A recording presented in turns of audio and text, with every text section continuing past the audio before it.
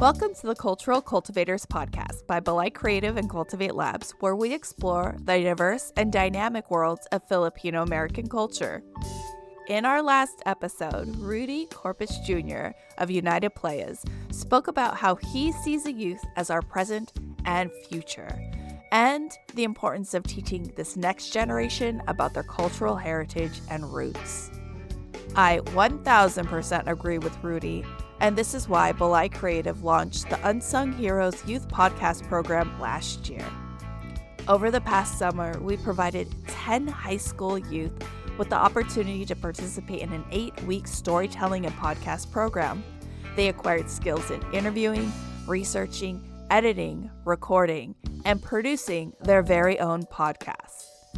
Our program's goal is to spotlight the diversity and strength of the next generation while also offering role models for young listeners. Our talented young hosts, with their distinctive perspectives, will inject fresh insights into the upcoming 3 Cultural Cultivators conversations. So stay tuned, as the next 3 episodes are guest hosted by 3 outstanding graduates of our very own Unsung Heroes Youth Podcast program. Follow us on all social media at Belay Creative or Cultivate Labs, both with a K. The first graduate of the Unsung Heroes Youth Podcast program is the exceptional Luci Herrera-Set. Luci, a senior at Carlmont High School in Belmont, has developed a deep understanding of her Filipino heritage through her interview with her uncle, a teacher turned successful culinary entrepreneur, Michael Herrera. In this episode, Luci shares profound insights emphasizing the significance of family and culture in one's life and how these values can be carried forward with purpose. You can find more information about the Unsung Heroes Youth Podcast Program at belaycreative.org. Creative with a K. Hi, I'm Luci. I'm a rising senior at Carlmont High School, and today I'm going to be interviewing my uncle, Michael Herrera, who is a first grade teacher in the Oakland area and has switched career paths to the food industry. The Filipino community has been a large part of his life, guiding him through childhood, through his teaching career, and eventually through his switch to cooking. We're going to be talking about navigating your identity, the struggles and achievements that come with it, along with going through change in life, and finally, how culture affects it all. This podcast is brought to you by the Unsung Heroes Youth Podcast Program, presented by Cultivate Labs and Belay Creative. So thanks for joining me on this bright morning. Of course, it's an honor. I'm going to ask you questions about you and your life and your identity and your career. Love it. Right when you wake up. Tell me about everything. Yeah. Tell me your secrets. Where did you grow up and what was that town like? Like, were you exposed to other Filipinos? Did you have Filipino friends? I love this question. I grew up in Sacramento, California, born and raised in the 916, specifically Folsom, California. Folsom in the 90s was a small town. It was known for their prison, the Folsom State Prison. In fact, when I went to elementary school, the prison was like a couple miles away. And the first thing I really learned about that town was like, oh, you live in Folsom. You're by the prison. I'm like, yeah, I guess. I'm 8. I don't know. And I learned about this singer named Johnny Cash, and he got famous for singing in that prison, right? And there's a song. And so really, I've just been surrounded by this culture of like, oh, a small town, there's a prison there. And then I learned about the Pony Express. So there was a lot of history there, but it didn't really reflect me. I'm Filipino, right? And I've like always been interested in history, always been interested in understanding my identity. And so learning about that, I was just like, oh, whoa, cool. I can like say that I'm from this town. I did this, or I know this. And it was something like a really an anchor, really, for discovering my identity, right? As a young kid, there weren't a lot of Filipinos in my town. I didn't even know what Filipino was until I went to the Philippines, right? And the Philippines was it felt like a whole different planet, right? From Folsom, especially in the 90s. 90s were a wild time, was see. Yeah, it was a lot of just trying to figure out who I was as a Filipino, as a boy in America that's Filipino. And so, yeah, my best friend, I lived in a cul-de-sac. My best friend back then was Joseph Rico, and he's Mexican. And we used to be really proud of being like the only brown boys in the court. So at a very young age, I felt like I had to defend myself of like, I'm Asian, I'm brown, like I'm proud of that. Yeah. Because there were a lot of white kids. Yeah. And there were a lot of Asian stereotype jokes growing up.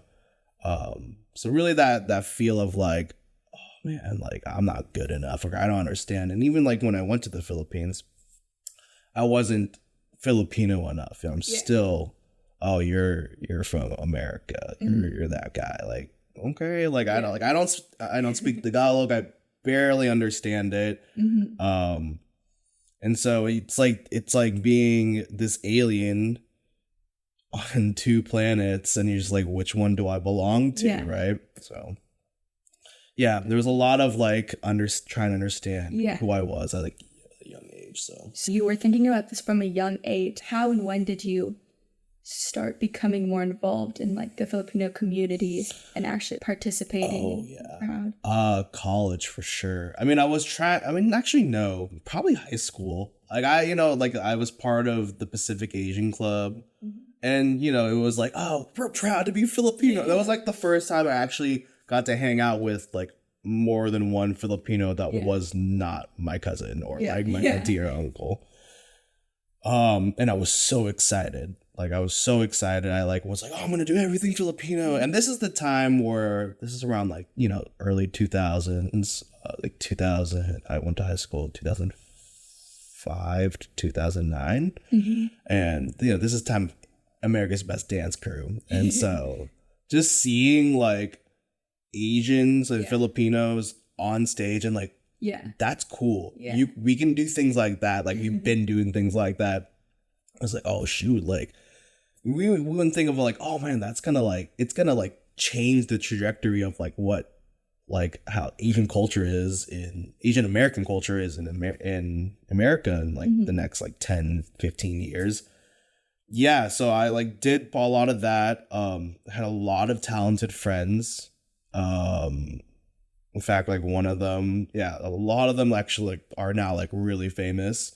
It's pretty cool. So cool. But it's just seeing them like just doing these talent shows and like these open mic nights, and it's like that's how I really got involved in like the Filipino community in around like high school. And then when I went to college, hella blew up. Like,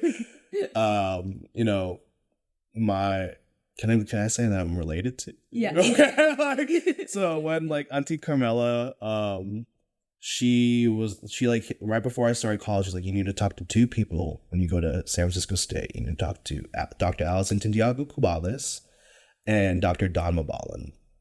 And I'm like, okay, I'm just trying to go to college.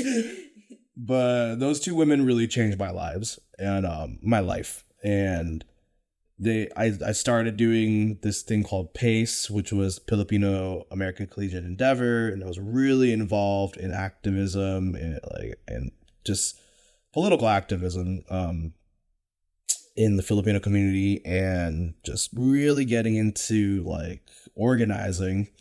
And then I took their ethnic studies classes. Well, I took Allison's ethnic studies class, and Dawn was her best friend. So like, I'm always just been interacting with them. And then I joined PEP, Pinoy Pinay Educational Partnerships, which is the reason why I'm a teacher. What PEP is like an ethnic studies student teacher program that focuses on Filipino-American history and activism. in the San Francisco Unified School District. And I did that for 5 years, for free. Yeah. And then I realized, like, I'm good at this and I can do this. I think I should become a teacher. And that's how I really got involved in, like, the Filipino community. Okay. You kind of combined two of them. I'm going to ask a little bit about your teaching in a second. Sweet. I love it. We're going to go back to your childhood. Can you describe your family and how did they affect the way you grew up? Like your relationship with your mom and your dad, all your siblings? Oh, yeah. I mean, you know, we grew up pretty middle class. My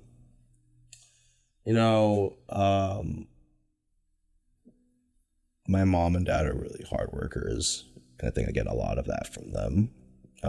They really work hard because they love their family. And I think that's part of their generation is like, we got to provide for our family, so I'm going to work to the bone. But they were gone a lot. So, like, because they were working, they were gone a lot. Dad was, going back and forth. Me, when I was growing up, going back and forth to San Jose because he had a photo shop. Mm-hmm. And then mom was a nurse at night. So she would, in the morning, and the day, taking care of the kids, and then go to work at night. So I had to, like, really learn how to take care of myself, and then also take care of Uncle Gabby too, because I had to learn how to take care of a person with special needs. And I think a lot of that was like that acts of service, like, because I don't want to say forced into it, but like, I'm like, as my brother, I have to, like, gotta take care of each other. Yeah. I had to learn how to be patient and learn how to really work with other people that I'm just like, I don't want to do this. I'm like 8 years old. I just want to, like, play video games or like play around. Yeah. So I mean, like, I'm like, close to them, but like I just noticed that, like, that's what I am. I've, like, as growing up is just always working and going forward, and sometimes overworking. And I get that from, I think, from my parents, and then and then growing up with, like, all the older sisters, like, very lucky. I think I was like, because of that, I'm just very sensitive and, like, in tune with my emotions. Yeah. And yeah, I think I would have been, honestly, if it was 3 older brothers, I think I would have been a lot crazier. Because I was already, like, kind of a rambunctious boy, as described, going against the grain. Yeah. And also very creative and artistic. I think I got, like, just seeing the difference between, my sisters and me. I feel like at least the boys are more of in touch with their creative, artistic side. Like, look at me, look at Nathan, and then look at your mom. Like, your mom's, like, creative in her own way and artistic, but, like, she did not choose a career that's like, oh, like, this is based off being. It's interesting. Yeah. It's an interesting thing. So, so that's, like, really good relationship and with them, and I think that's the gist of it. You answered that a little bit in your answer just now, but how did this affect you and your perception of yourself and your culture and your identity? Yeah, I mean, I understood that I was, like, sensitive, I was creative, artistic, but I feel like for being Filipino, yeah, I didn't learn Tagalog. I wasn't really like, I wasn't interested. I wanted to be like, oh, I just want to, like, why would I want to learn Tagalog? Like, everyone speaks English, da da da da da. And so like they didn't really force that upon me. They're like, okay, whatever, like do what you gotta do. But like I honestly, like, I wish I did. I wish I learned. I mean, I still can, but I want to learn too. yeah, it's like super helpful. Yeah, it's really it's interesting. I don't know. Is that Yeah, that's perfect. okay? Okay. So going on to your teaching career. So you talked about PEP, and that's how you started teaching. But where did you teach, and what made you go to that particular district or school? Like in Oakland. So I taught East Oakland for 5 years. Awkward. How did I get into teaching? So yeah, I did PEP, right? And my 5th year in PEP, I was like, you know what? It's time for me to get paid for this. Yeah. Like, I think I really want to be a teacher. Like, and I did the whole pipeline. I did elementary school, middle school, high school. I mean, I've workshopped a college class, but yeah, I did the whole pipeline, and I was like, and for some reason, I was really good with kids. Like, I was really good with the little ones, and I'm like, I can do this all day. Like, I really can do this all day. And so, I had my close group of friends in PEP.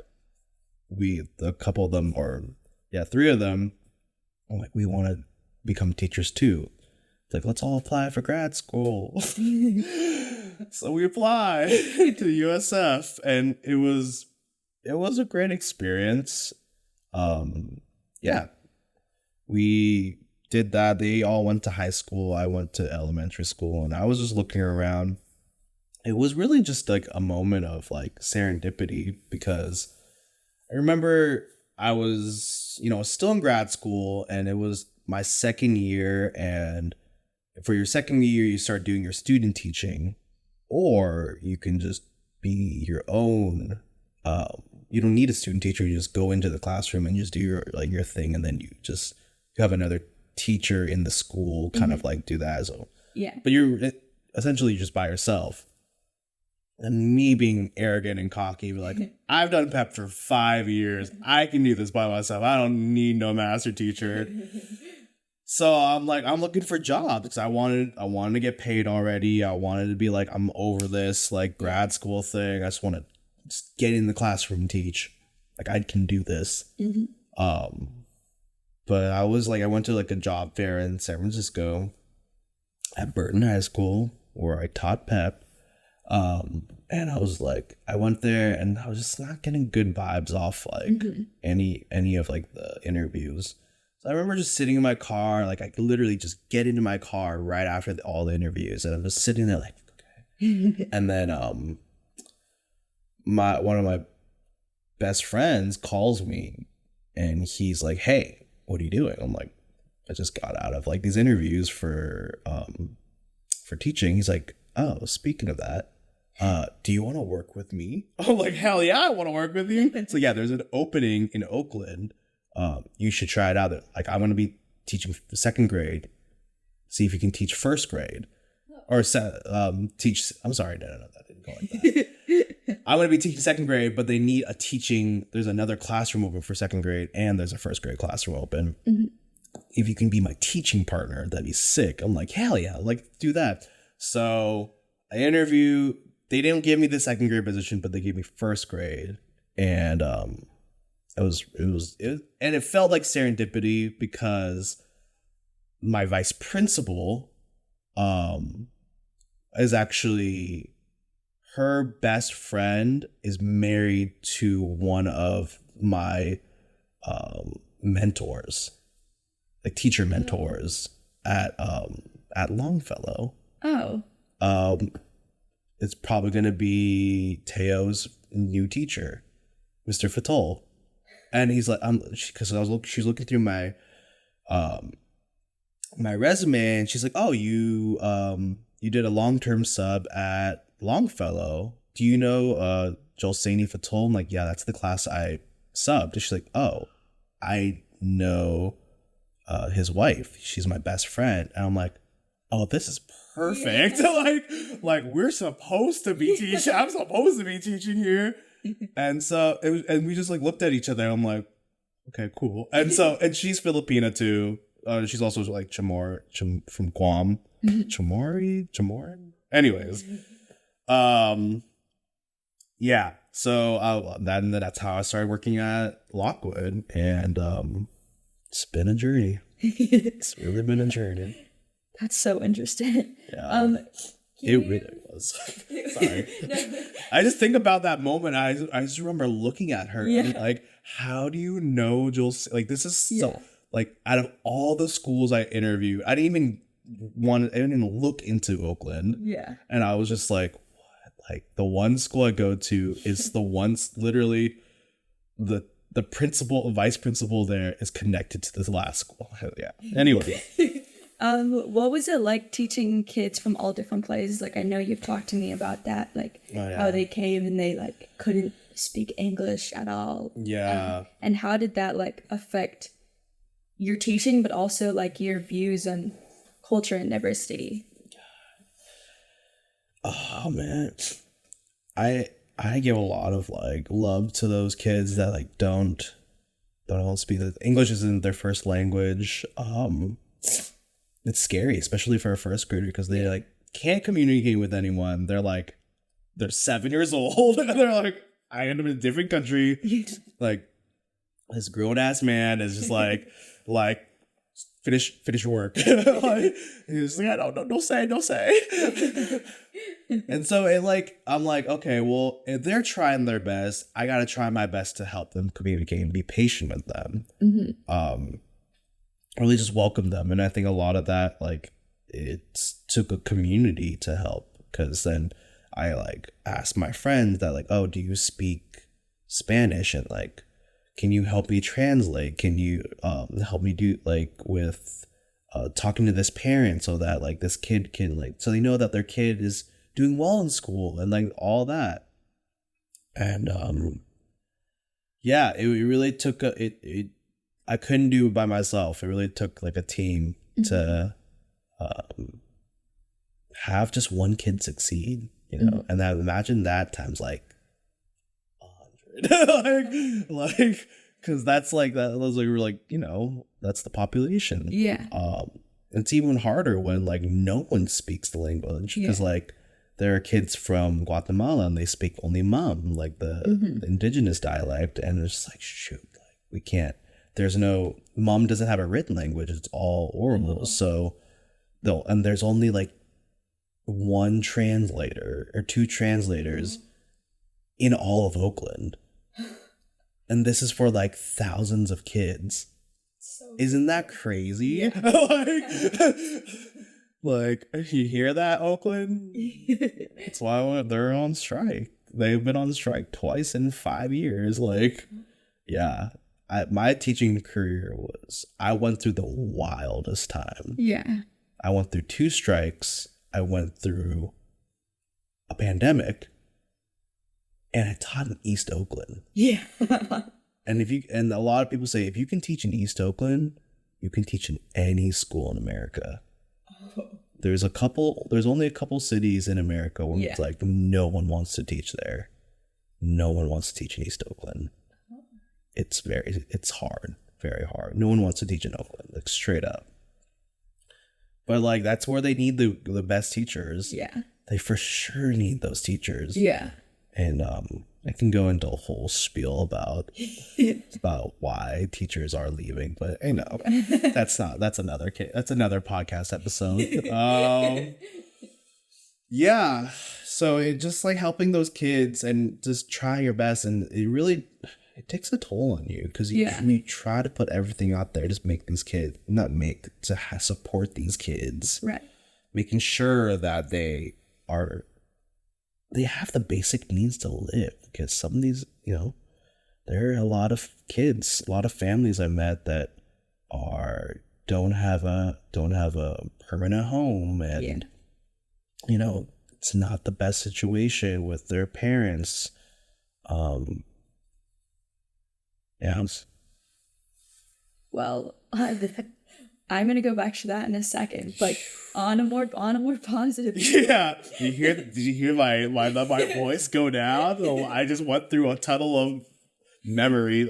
So through all of those hard times, what can you describe a moment where you really enjoyed teaching and you felt like you were actually making a real difference on the kids? The great thing about first grade is that, have you ever seen a kid just like realize, oh, I'm reading and I'm getting better? I don't think I have. It's probably one of the best feelings ever. And like, just to like, you teach them a skill that they will use for the rest of their lives. And be like, and just seeing a kid who is not able to even write their name, not even understand like, oh, that's the letter A, no, that's C. Like, they don't know the alphabet.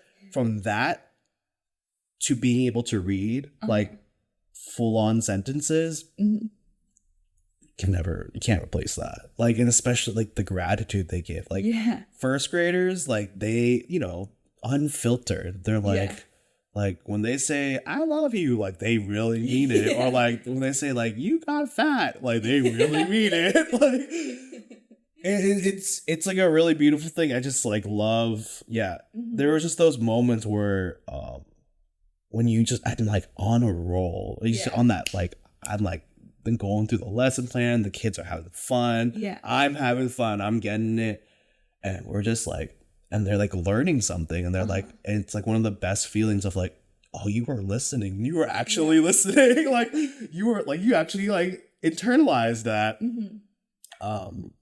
And seeing that, and like, just like, when you see kids actually applying that in their lives, and you're like, they're not doing it because they want to please you, they want to do it because like, oh, this strategy actually works. Like, oh, I can, it's like, you know, conflict resolution, like teaching them conflict resolution, and just like seeing that in work just makes, like, that's why I love teaching. You know, like, it's great. It's great. It's cool. Can you talk about when you realized cooking was your passion, and also like what made you switch from like your like main career being teaching? Because that's like also was your passion. It still is my passion. It's like I was saying, like, it's that burnout. I'm like was for sure burnt out. But you know, it is what it is. And we could talk more about that later. But why I'm passionate about cooking? I've always like loved to cook. It's funny, your mom asked me this question. Why do you like to cook? Like, I even told her, like, I don't know. I'll give you the answer. I'll give you an answer in just a bit, like, later. But it's that act of service. It really is just the act of service, and also like displaying yourself through this thing that someone's gonna consume. Like, someone's gonna make a part of them. Like, putting your time and passion into this one little thing that is gonna be gone in like 30 seconds, but like it takes you 5 hours to do this, and then it's like poof, it's gone. It's that moment of just like, oh god. But my favorite thing is when people are eating my food and it's dead silent, and they're just like, like, and they just like, for like I just sometimes I count like how long it's like dead silent. I'm just like, yes, because like that's a sign of like, dude, they're so into their food, they don't even want to talk about it. They're just like, and then when they like get up, I'm like, what was that? Like, that was so good. Like, I love that feeling. I love that feeling of just like, I put my heart and soul into this thing, and like, I did it because I want you to be happy. I want to show this is who I am. Like, this is who I am in this moment, and you're about to eat it. And I just want to keep doing that. I know it's like a lot of hard work. In fact, when my first pop-up back in 2016, I did a 10-hour shift. and then I had to prep for that. So I worked like probably 16 hours. I didn't go to sleep till like 4 o'clock in the morning. I had work at 8. But I was prepping like these like 20 pounds of chicken, and I'm you know, it's chicken, like it's raw chicken. I'm just like processing it, and I'm like, damn, I wouldn't be like, it's like 2 o'clock in the morning, and I'm just prepping this chicken, and I love this. This is a great feeling. Like, this is awesome. Like, I'm creating something, and like, it was just like one of those moments where I'm like, those core memories of like, wow, like this is why I love to cook. Yeah. Like, I can do this for the rest of my life, kind of thing. And like at that moment, it was like, oh, it's just a side thing. I remember like I had a lot of confidence issues in myself. And so I just, you know, I kind of kept it at like a limited range of like, oh, this is just kind of like, this will be a hobby. This will just be like a thing, you know, like, and then teaching is the path I want to go down. A lot of influence was pep, right? Like all these, like I have people that are becoming doctors. Yeah. I have friends that are becoming, you know, have master's degrees, doctorates, and I was like, I want to go on that path. Like, that's cool. And I was already on that path. Just cooking along the way was like, okay, I can still cook and teach kids how to cook. Because even like in after school programs and like all this, I was running culinary programs. I was like doing lesson plans based off food and your identity connected to food. It was really that 2 o'clock in the morning chicken prep that really got me. And how I decided to leave teaching was, you know, like I said, my track run, I've been doing this. I've been in like the classroom space or teaching since 2012.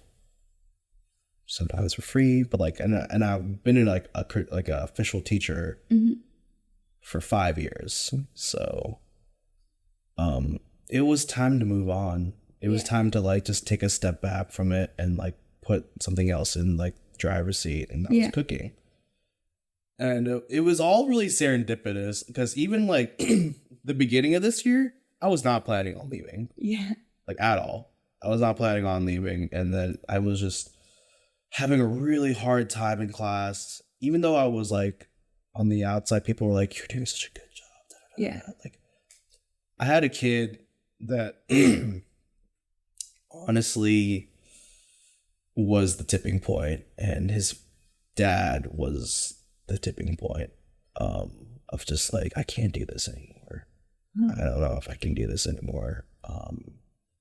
And I know it was just one kid, but like, because I was doing so well, not doing so well, but like externally, like the principals were like, you're such a good teacher. I had this gut feeling of like, they're gonna keep giving me the hard kids. Yeah. Because they know I'm good with it, and nobody else in the school can, like, this is like this, like teachers were afraid of this kid. Like the principal was afraid of this kid.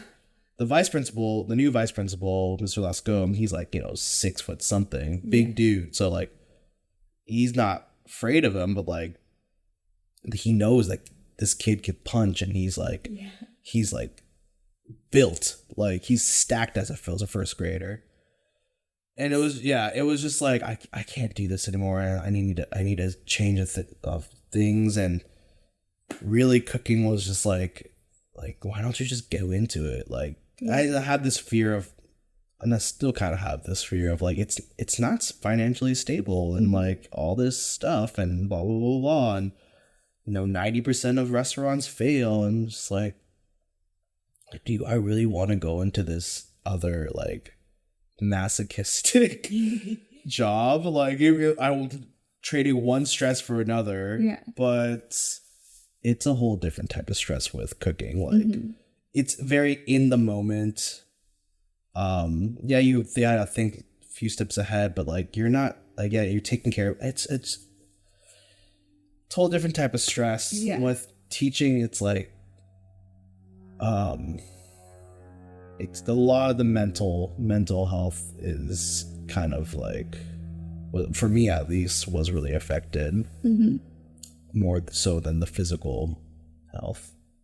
I'm still thinking about like, was it like, I still have I'm like, from even last night, like, was that the right decision? Did I make, have had a lot of like ups and downs in the first month of transitioning, and like even if I didn't leave teaching, I still would be like, oh, I still gotta find like work and stuff because it's summertime or whatever. But I don't know. I just have had a lot of like,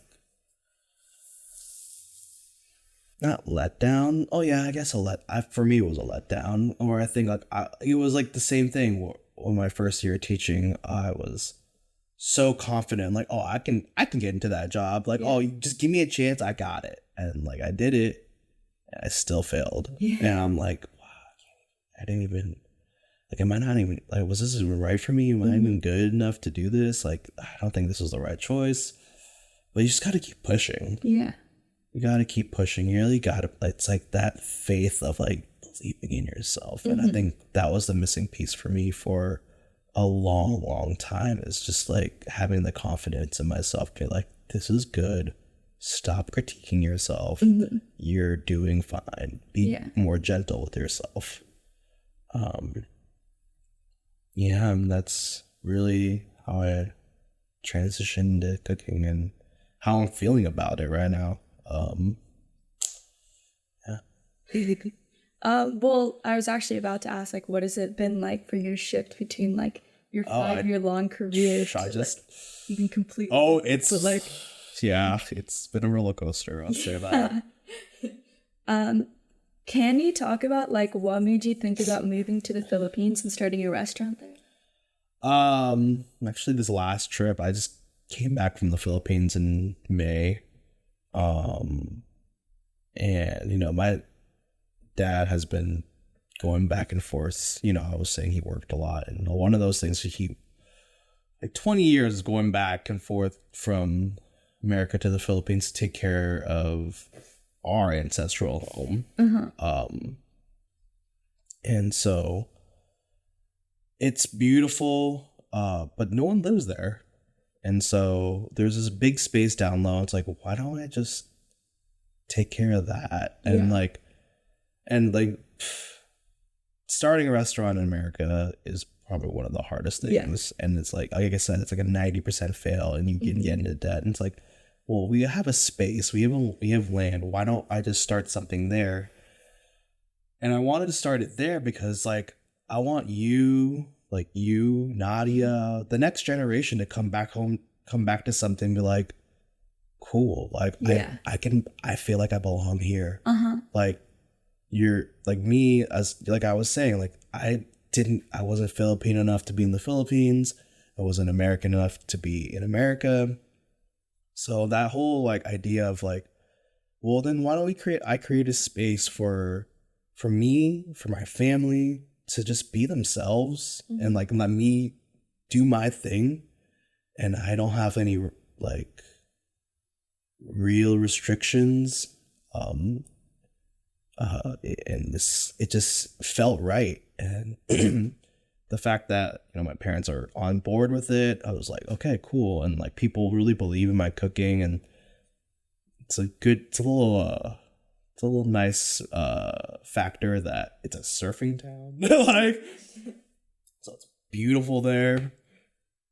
And just like wanting to come back to my homeland, my motherland, fatherland. It just felt like the right move.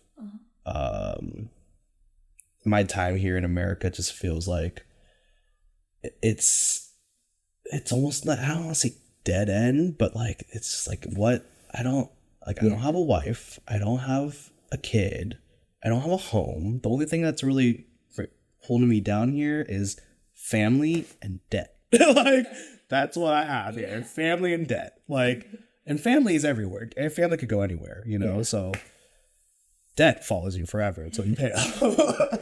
Well, yeah, so it's like, why not? Like, I've heard a lot of people tell, like, if you don't have a kid and you're still in your 30s, like, it's the time to be, like, the most selfish. Yeah. Like, do what you want to do. Because once you have that kid, it's like, you can't do anything. Yeah. It's all on that. Like, you focus on the kid. I'm like, okay, fair enough. Let me just get, like, a partner first. Like, you know? Yeah. And so that's what's, like, kind of, like, I want to, like, go to the Philippines. Because also, you know, Papadula's getting old. Really old. I haven't told your mom this, or actually, I've told a couple people, but there was a time in the Philippines where Papadula couldn't even tie his shoe. Like, he couldn't bend down to tie his shoe. And, like, that's the first time I ever saw that. Like, why can't you tie your shoes? Like, I just can't. I was like, can you just help me? So I had to get down, and he was just telling me, like, it's time. Like, I'm getting really old. Like, you, like, and it was like one of those, it was a clicking moment. I'm like, getting old. Like, I need to, like he's about to be, I think, 78. Or he just turned 78.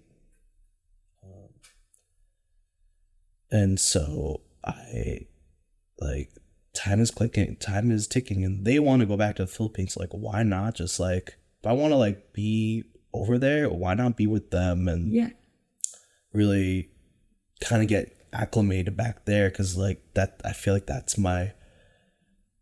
my trajectory right now, is, like, to go back and forth from here and the Philippines and really take care of that land. Because you really think your mom's gonna go over there and take care of that land? No, she's gonna go to the Holiday Inn. like I don't know, I just feel like I'm, like, made for it. Like, yeah, like, when I was over there, remember the family reunion year?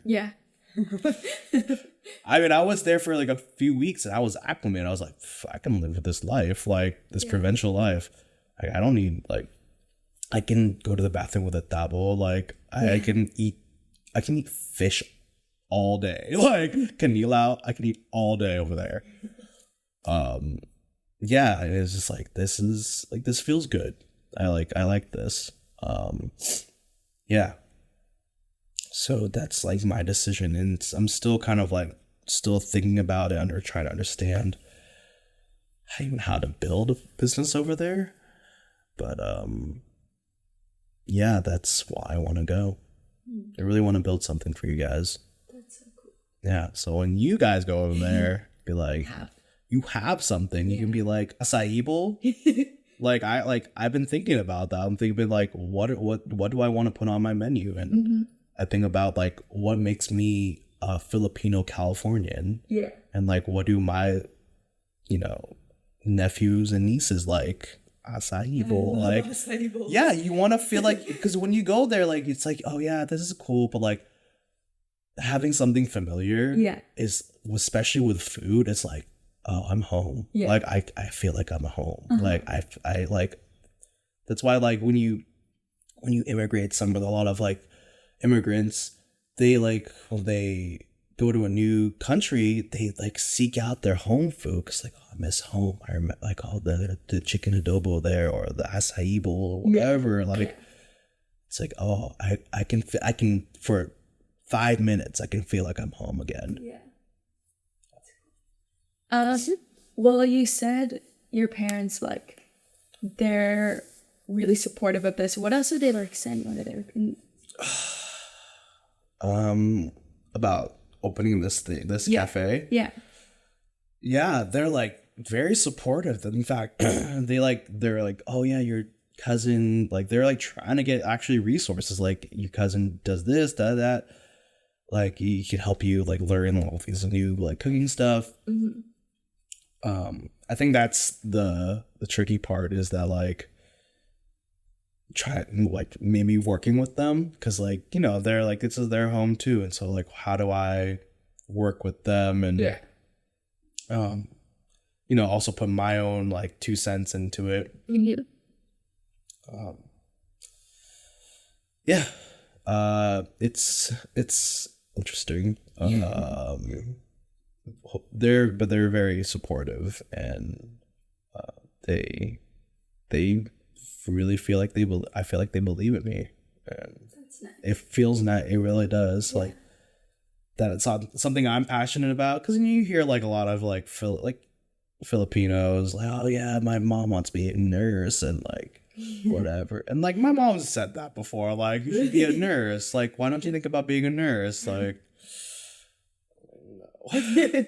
But then actually now it's like I love to cook. I want to be a cook. It's like, okay, cool. Like we like your cooking. Like we want you to do that too. Mm-hmm. Like, yeah. So it's been a positive That's good. thing. What do you think that change is going to be like if you end up moving, and how will that affect like your identity? I'm gonna be an immigrant. Like I'm gonna, because I'm gonna be moving. Well, I don't know about immigrant, because I don't know if I'm gonna move there permanently, but I guess, yeah. Well, I don't know. An immigrant is someone that moves to another place and lives there, right? Like that's an immigrant. So yeah, I guess I'm an immigrant. I don't know why I'm like arguing with myself on that. Yeah, and so it's just interesting because I think about like my parents' journey about immigrating to the United States in the 70s and how hard it was for them to transition. And I'm like lucky because I'm just going to a place that I've been going to. So I kind of am familiar with it. Mm-hmm. But I think it's going to be hard because then it's like I'm really starting over, because then I don't know, like yeah, I know some people, but like I have no friends over there, really. And so I got to really understand how to build community from scratch, you know? Yeah. So I'm still I mean, like, it's going to be like a 5-year process, and it's going to be going through like, all going back and forth, maybe even longer next time, and longer even from that. Like, I'm trying to like do it little by little. Yeah. Right. And so, yeah, I haven't even like gone that far to thinking how it's gonna be, because I'm just trying to like get my brand and like my cooking career off right now. So we'll see how that goes. It's a little like now that you say that question, I'm like thinking about like a little anxiety from like I think it'll be good. I think it'll be good. Yeah, I think it'll be good. Hey, this is kind of our last question. You talked about it a little bit, but like how? I mean, we've kind of been talking about it this entire time. But how has your Filipino culture and motivation affected you? You talked about it like growing up, but what about like teaching, cooking, everything? Oh yeah, like I said, I taught ethnic studies, and a lot of my lessons are rooted in this phrase: is no history, no self. NO, and then no history, no self. KNOW. So no history, no self, no history, no self. And I think at that young age, when I was thinking about like the history of where I'm from and all that, and then how that applies to me, and then like really diving into my own personal history, thing has really helped me understand who I am as a person, and as a chef, and as an educator. And I want to make sure that, this generation, the next generation kids understand that like that the importance of knowing your history is understanding yourself better, and understanding like how to solve like these societal problems. Like it really starts with yourself in order to really help out others, And then when you understand your history, it's like, oh shoot, like now I understand my history. I learned about someone else's history. Mm-hmm. Like I can see those connections and those dots, and why our people are being oppressed, and how these systems overall are really affecting, class, race, gender, And then essentially kind of like, why are they like that? Why are those systems like that? Why do we need to keep living in these systems? And that's really just like, it's, I mean, like, I hope for that, but like, it's that initial spark of like, oh, I love myself. I love my people. That's where it starts. Having confidence in yourself and about you, like your understanding of yourself to your people really can create and build bridges to other communities and to even your own community, you know? Yeah. And I think the past 16 years of just really being in teaching and cooking and just like that, starting from like college, you know, high school, I've learned a lot. Learned a lot about myself. I'm still learning. And it's been a roller coaster. I keep saying that. It's been a roller coaster. Emotional roller coaster. But it's been really good. It's been really good.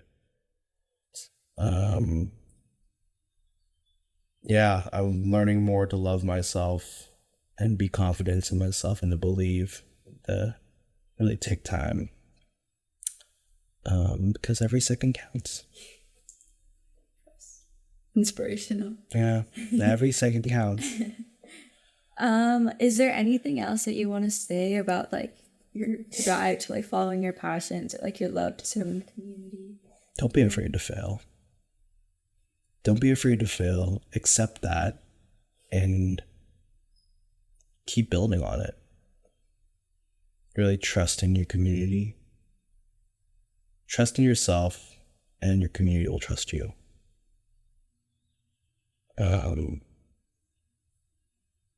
And be dynamic, don't be static in all aspects of your life. Okay, well, that is actually the end of our podcast. Oh, perfect. Okay, cool. But thank you so much for answering all of these questions. That was just really interesting to hear about your life story. Did you know any? Did you learn a lot? I did. I didn't know like any of that. Wow, good. Now you know. Yeah. I'm actually also Spider-Man. I'm just kidding. Hi, Finn. All right. Okay. Well, thank you. Of course. Tune in next time. Tune into our next podcast. Yeah. All right. Okay. Bye. Thank you for listening. His story, along with the Filipino-American community, means a lot to me, and I'm glad I've been given the opportunity to share the personal navigation of his life and the importance of culture, specifically in the Filipino community. We talked about his family and his childhood, how he got into his first love and passion for teaching, and finally, the decision and first steps of transitioning to his passion for cooking. Again, my name is Lucy, and my guest is Michael Herrera, and you can find his personal Instagram below. It's Mikey Era, Mikeyera, and his cooking account as well, Ninong_Loy_kitchen.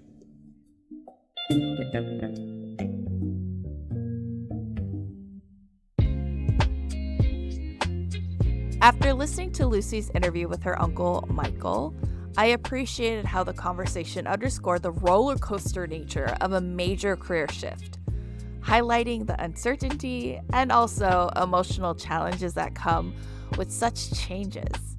Michael emphasized the importance of being gentle with oneself, having grace for yourself, and stopping self-critique, emphasizing the need to embrace change and having faith in the journey. I can 100% appreciate this because I think I've changed my career over a dozen times, and each time I had to just stop and take a leap of faith. You know, the bigger the career change, the bigger the leap of faith. Their conversation reflects themes of self-discovery, resilience, and the pursuit of cultural identity. I also loved how he talked about the importance of family and navigating significant career changes. The decision to start a restaurant in the Philippines and Michael's motivation to connect with his own cultural roots created a space for familial identity and provided a place for the next generation to feel a sense of belonging. I think this also mirrors my own choice to start this podcast, Cultural Cultivators. Initially, my intention was to inspire my newborn son by creating a podcast where he could eventually discover inspiration from a community of trailblazers, disruptors, and leaders who not only share his background, but also look like him. This vision expanded with the launch of the Unsung Heroes Youth Podcast program last year, and we were also able to provide Filipino youth with not only a platform to share their stories and viewpoints, but also a means to build community and reconnect with their own roots. Luci and the upcoming 2 episodes in the following weeks, I think, beautifully embody just that. And I'm excited to announce that Balai Creative will continue our Unsung Heroes podcast program next summer. We aim to teach youth in the Bay Area how to produce their very own podcasts, just like this one. And we're giving 10 high school youth in the San Francisco Bay Area the opportunity to attend a summer program of storytelling and podcast workshops where teens can learn how to interview, research, record, edit, and produce their very own podcast. You can find more information about our Unsung Heroes Youth Podcast program, and teens can also apply for a full scholarship at balaicreative.org/unsung-heroes. Cultural Cultivators is hosted by me, Nicole Saliver, and also our youth from our Unsung Heroes Youth Podcast program. This podcast is co-produced by John Reyes and Balai Creative and is a product of Cultivate Labs. Stay in touch at balaicreative.org.